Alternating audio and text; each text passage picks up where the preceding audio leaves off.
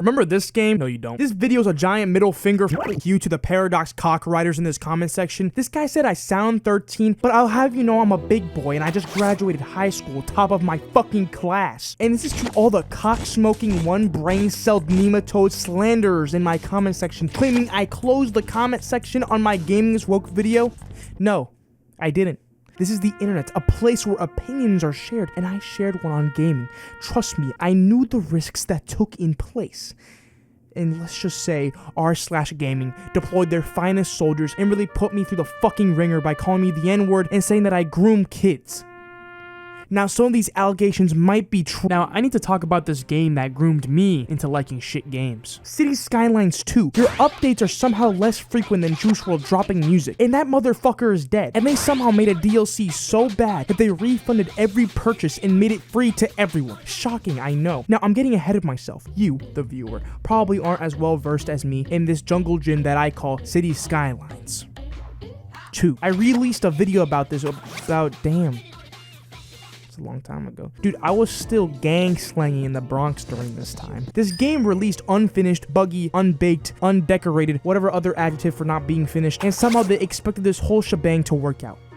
It did. My computer can run Overwatch porn rendering at 8K, but it somehow can't run Cities Skylines 2 with a population over 100. Now, obviously, with new features such as an economy that doesn't fucking work and a broken trash system with trash that just never goes away, this would of course harm the performance. I don't know why they're expecting me to get a government-mandated GPU with 50 billion fuckoflops. Paradox, it's not just the performance.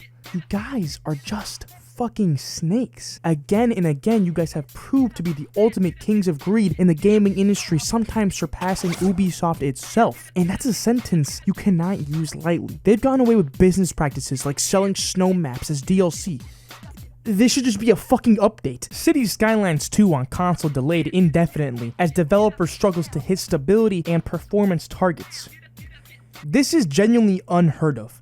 Like, I don't think you guys are fully grasping the reality of how unbelievably insane this is. Delays happen all the time in the game industry, but delaying a whole console port because of how bad the game runs is it almost kind of reminds me of something. Remember the Beach Properties DLC that they were selling for $10? You probably don't, because they took this bitch right off the store when they realized it's quote-unquote rushed. For a company to admit that, they would have to receive a tidal wave full of complaints, which is exactly what happened on Steam reviews, which in turn made them release a big-ass apology. We want to do better. You guys can suck my delicious, extra-seasoned right testicle. I love Paradox games, but there's a rule I have with their sequels.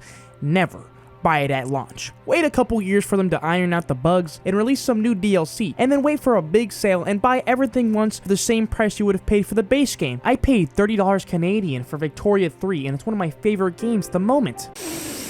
Why are you guys letting their dick go inside you? You're using your hands to guide their cock into your mouth. Capitalism breeds innovation if the innovation is a fucking $10 beach house asset pack. Remember the roadmap they had for the Bridges DLC? Life-changing, by the way. You know, the DLC that thousands pre-ordered for thinking they were gonna receive it in 2024? Well, scratch that, cause you're a doob-smoking dumbass for even thinking that you'll even get a small taste of that content, at least not until 2025. Just the usual delay after delay after delay after delay after delay. Welcome to the gaming universe, Mr. Alexander. It's not just Cities Skylines, it's every single Paradox published game. Not only did they ruin the upcoming Prison Architect 2, and for some reason replace the original developers before the supposed release date, which is now indefinitely delayed, they also somehow ruined the original Prison Architect after they fucking acquired it. The original fans saw this game turn from a goldmine of potential to a game that has been neutered, and all their new content is now locked behind a fucking paywall. And don't think I've forgotten about Life by You. I guarantee this game would have had a worse DLC system than Sims 4, and that game has over $1,200 worth of DLC. No, EA, I'm not paying $12 extra just so my Sims have a better cock texture during a woohoo time. And then you also got Crusader Kings 3, Stellaris, Prison Architect, and you can't forget Hoi 4's incredible $5 music pack, sitting there, waiting for your credit card to graze its gizzard. That is their wallets. See, these games are actually really good, but if you want them to be good, then you gotta have the DLC, and if you don't have the DLC, then you basically have 10% of the game, and the other 90% is in DLCs. This is not how you sell a game, and yet they keep getting away with it because autistic people like me that like building roads and buses keep on buying it. I actually pirate my DLC, but that's not important. I wanted to take a look back on City Skylines 2 and trash on it for however long this video is. But see, that's not fair because the game was published by Paradox. So we can't compare these lineage of games to other games because it's not even a competition. That's like putting Prime Ali against Stephen Hawking. It just simply won't work. So when you compare a Paradox game, it's got to be compared to other Paradox games. And there's no better game to compare it to like the first one, Cities Skylines 1 in all of its glory. Initially, while making this video, I already had the assumption that Cities Skylines released incompleted and a shitty buggy mess, which is only partially true. Cities Skylines came out during a time where city building games were in a serious drought. No, seriously, you got SimCity 2013 and that's literally fucking it. You got 1 square of land, limited customization, and the Origin launcher.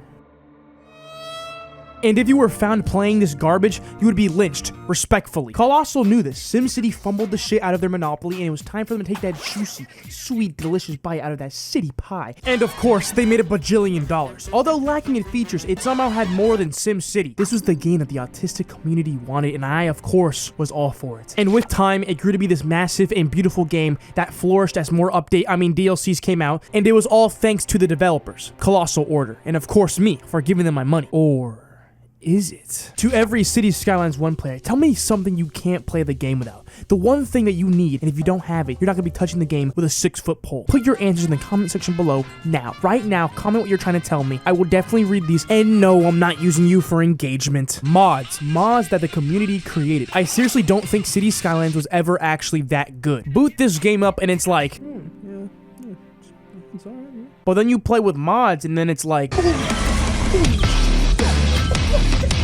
it's basically like a whole new world. A lot of games rely on their community, and Paradox is no stranger to that. Half of Cities Skylines that 99% of you play is just the modded community that use the game as a foundation. Now, what happens when you remove that community? What happens when you remove the best part of the game? Have you guys ever watched Boy in the Striped Pajamas? It would feel kind of like that. Cities Skylines 2 didn't have modding till a year later, and the word suffered is an incredible understatement. But hey, it's out now, it's better than ever with over 4 mods in the store, and it's not in the Steam Workshop anymore. What else does it? It doesn't really work half the time. Oh, and it especially didn't work on release. You're sensing a trend here. But we're back to ground zero, and the modding community is cranking out some bangers like the Road Builder mod, which blows my mind, and it's crazy it wasn't a mod till now. As much as me and countless other people bitch and complain, it's going to inevitably have the same path as Cities Skylines 1. Now, is that path along bumpier?